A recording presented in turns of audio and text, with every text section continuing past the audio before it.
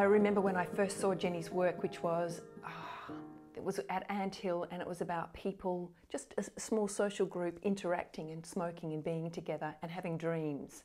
And I thought, oh, you've got every aspect of a person there. And I think that's what I love about when I see her work. It's that there are layers underneath, or layers spread out across the stage, so that I feel all of me is involved in witnessing a Jenny production. When I read her scripts, I went, there was just something that she had spoken, which I knew somewhere in me, but not clearly. It was as though she had articulated and laid out something about me that was very important and very kind of deep, but I couldn't yet name. So it was like always walking into somebody I was about to become. So it was like learning about myself and about a way of being in the world. I did say before about how important to me the relationship between the physical and the psychic sides of reality are. And I think that what gives access to this is paying attention in the rehearsal process to both the kind of inner and outer realities of the actor themselves.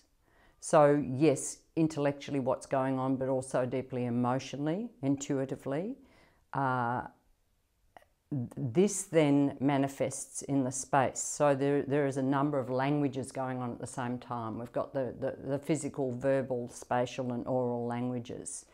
And in order to get a convincing or strong theatrical event, my concern is always to attend to all of those languages and the relationship between them.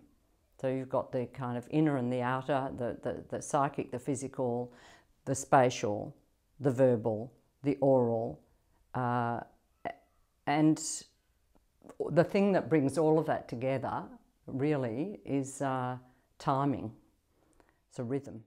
When Jenny may make a decision about working with you or not, she has an interview with you. She does an audition, she has an interview to sense. She can tune in really well to where someone's at, where their thinking is, where their feeling is, emotionally, energetically, and can understand how that might be what will meet her current work well at the time. And so on the floor, there's enormous trust given, and she sets out parameters, our exercises say, for us as actors to work in, which draws on the qualities, the states of being, the sort of the energies or impulses or needs or drives that are in the world of the play at the time. So we spend time occupying, meeting those parts in ourselves, because often they can be quite extreme or quite subtle places. Like in Kitten, which is let's say it's about manic depression, but grief, and, deep grief and wild grief and angry grief, all of that. So she'll give us a safe place where we can find that in ourselves and then find it in relationship to the words, to the relationships and to the world. So we come to when we actually coming to the scenes and the making of it, we're full of it. We're full beings and bodies and brains and hearts, so that when we speak it's very connected, which is a great, we don't have to get that out of the air or back home in our lounge room. We do that as well, but we also find it there in the room, and that makes for very full, I think, worlds and performances. When I talk about rhythm, I am talking about that needing to be there in the writing, and I think most writers will acknowledge that there's a certain thing that happens sometimes where they just get going, and quite often it is when rhythm kicks in, and that is, I think, when one engages more deeply. So it's very often when what's going on intellectually melds or joins with the emotion or the feeling. And so it's also the case, I think, with the piece of theatre itself. It's like if you just go for one layer or one aspect, you lose the depth of reality. And so rhythm feels to be the thing that is really important right through, and that in fact that is both individuated, so that individual characters have their own rhythm, so that it's not everyone homogenised, but that in fact all of those individual rhythms do actually belong within a particular world, which gives you your production or your production style. So yes, they're all in the same world, but a little bit like instruments in an orchestra.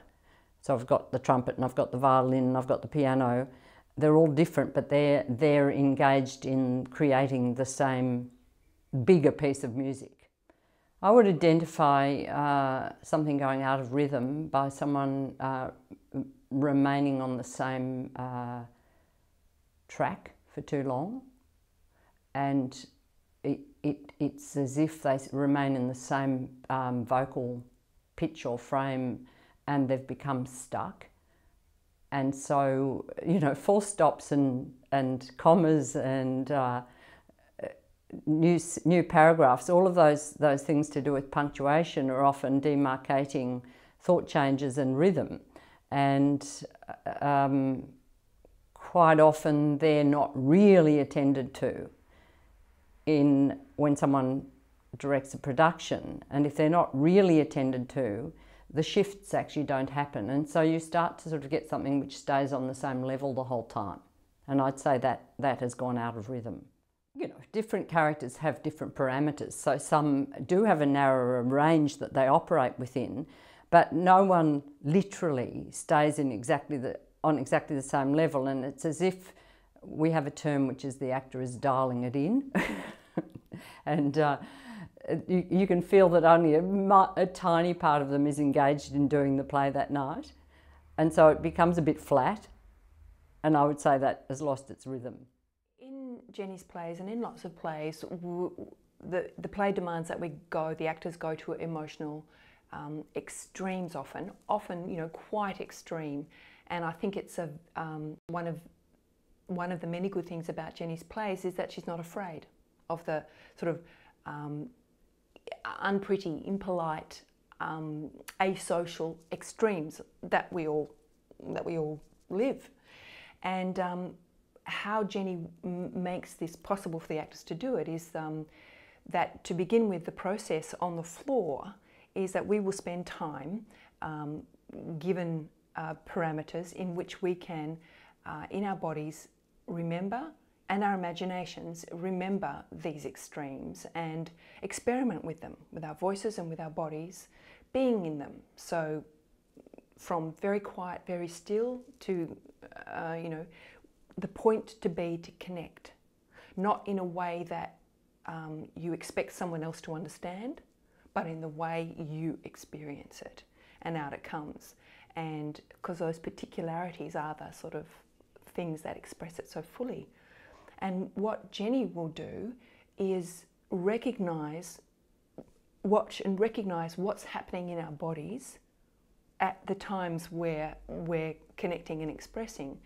And we will spend time remembering what it felt like in our bodies and what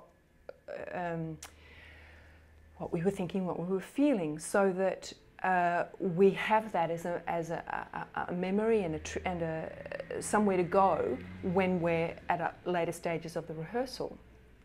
And you know, when you're scared of something, you're scared of going this far here and this far there.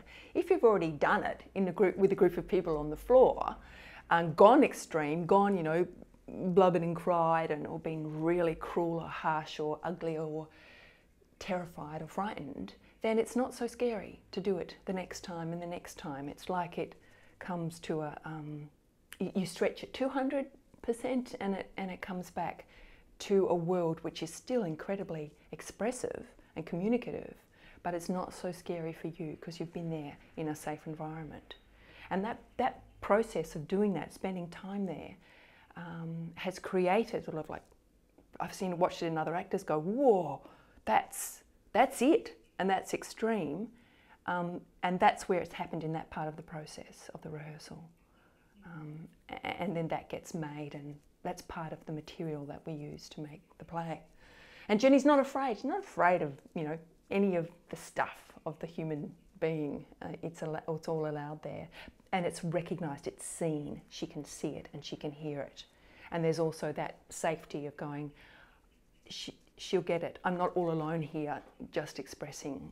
It's understood. So working with Jenny, who is both the writer and the director, you know, so sometimes people think the writers are very precious about their text, and you have to be careful in the rehearsal room. I'd say the opposite is true for Jenny. The writing process, Jenny does things thoroughly, I would say both life and art thoroughly. So she spent a long time working and navigating her way through the writing. So when we get to the rehearsal room, there's been masses of edits, there's masses of material that's not there. It's both an advantage and a disadvantage, I think. I think partially what I'm able to do is complete the form. So it's almost as if I write a second script, which is to do with the production itself. And for me, that quite often is completing the meaning. So that what the mise-en-scène is actually really important to the text itself. But I think by the time she gets to the rehearsal room, she's way more interested in images and in making those images of those bodies in the space in the set that's been made. That's what she's looking for. She can shift really well from the writer to the director. And so sometimes it's been the case where she would have gone, nah, that's out, that bit's out, and we as actors go, no, that's so important. I love those words. I you know, they must be in, and she'll listen. And she'll say, okay, all right, let's get them back in, and you know, that'll make us make it really work to make sure she does go, yes, it does work, and it's in again. So it's still, again, very collaborative about how a particular person, actor, makes those words work in the context of the images made. And so all of those elements, how the actor feels, how it works in the sequence of it, the rhythm of it, the images of it, all of that has a say in what gets cut or not, but absolutely no preciousness, not even an inch, almost the opposite for Jenny for the words. I do need to make a definite shift and decision in myself to become the director, because if I remain watching what's happening as a writer, I'm not getting on with directing. And really it's a director's task to make it work. So it's really important that I've had a creative development period still as a writer. Then I sign off and then I come in, and it's a very different part of myself. And because the writer might say, oh, it's not working, whereas the director would go, you haven't actually cracked the scene yet. And so it would only be at the nth hour I might go, I think we have to get rid of this. You know, I really can't make this work. But it's unfair on the actors to remain the writer when you're directing a production. That's what it feels like to me. One of the values of working with the same group of people is that there becomes a shorthand and an understanding and a give and take that's very easy. Like, you don't get worried if something's going to be added or something's going to get taken away. You just adapt quickly. Jenny's kind of got her eye on all the elements, including the kind of well-being of the actor. So if she thinks, I don't think I can, you know, change anymore, she'll just stop. And we'll continue on, as is, making what's there work.